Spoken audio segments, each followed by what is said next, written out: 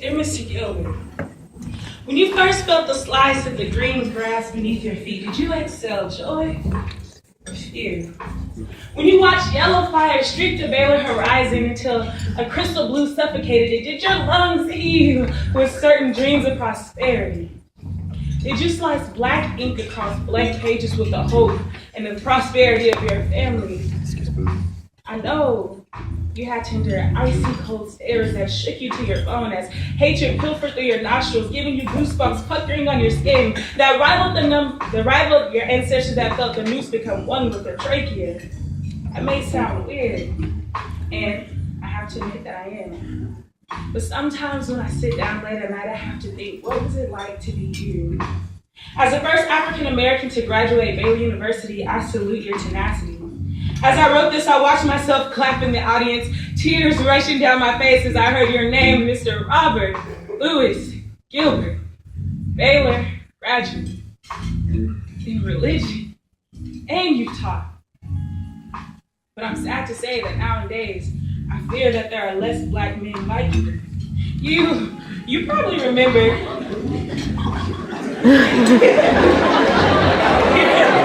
You probably remember the rhyme patterns of Maya Angelou and mused the philosophy of Martin Luther King while I memorized Drake's. Nothing was the same till I had the all-me opener sounding better than Big Sean did. Did the 10 Commandments you live your life by have biblical, philosophical, and academic epithets? Because mine sound like 10. Never go outside with your hair unwrapped. 9. Don't eat a chocolate chip cookie because you know you want one for lunch, dessert, dinner, and possibly a late night snack if you have an HFIS test. 8. Watch Scandal. I love Carrie. 7. Comb your leave out at night because your weave may be wet and wavy, but baby girl, that leave out may be a little wet. 6. Watch Scandal. 5. Stalk Drake. 4. Become a doctor. 3. Marry Drake. 2. Check Chris out of rehab. And 1. Hope the audience catches my sarcasm. Would it bother you that the only time you people check the NAACP mailers to check on Zimmerman and the death of a child was the only thing that could rally your people, as if our own young black men are lined in jail cells, blaming the system, pretending that they weren't looking at Jordans during class and preparing for a hallway fight instead of listening? When we let our little boys feel that the grade D was for done and not that ain't acceptable, we let them fail themselves. When they started actively searching for handouts instead of success, we let them fail themselves. When broken women let broken men leave their broken child fatherless, grow up and do the same, we let them fail themselves. We gave them cold metal and let them destroy themselves, screaming freely Boosie from the penitentiary, where you can't spell penitentiary. I imagine me and Mr. Douglas sitting at a table perusing the black plaque.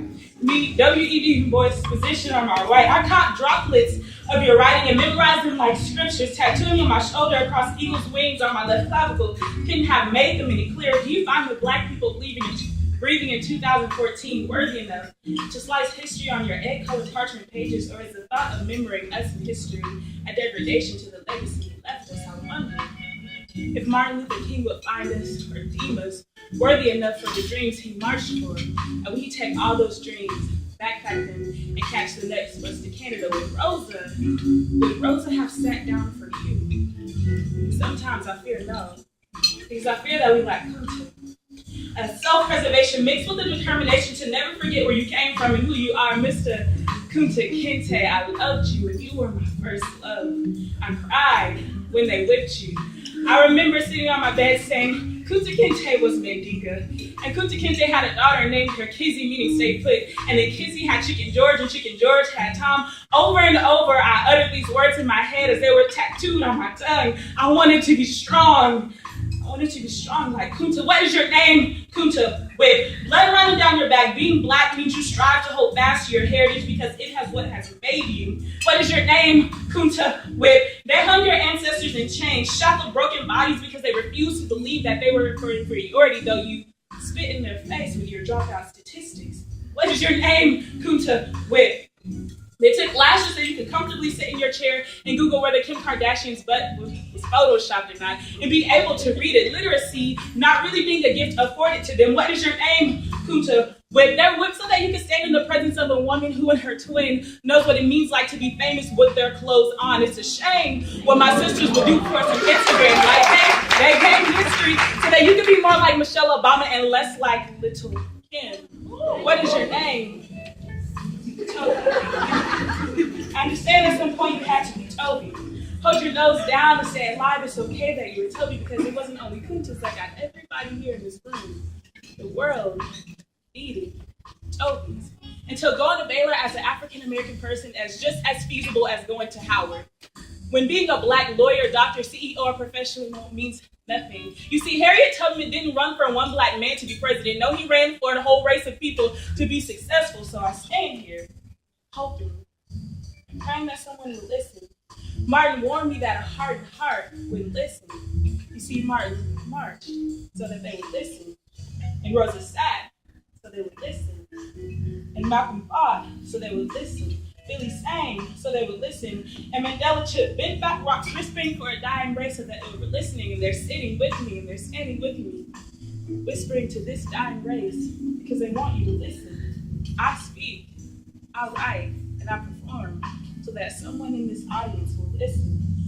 Will you take my hand and champion our race so that we will rise out of the ashes, golden wings like a phoenix, or will you let complacency and ignorance take us into oblivion? Thousands of people died for you so that your race would not be oblivious. Or is February the only month that you ever remember me? But dear Mr. Gilbert, I remember.